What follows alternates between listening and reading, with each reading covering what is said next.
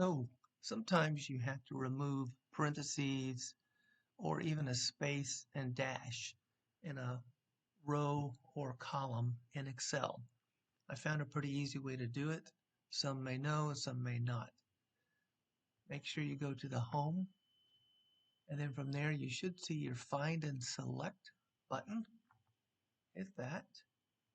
You're going to replace.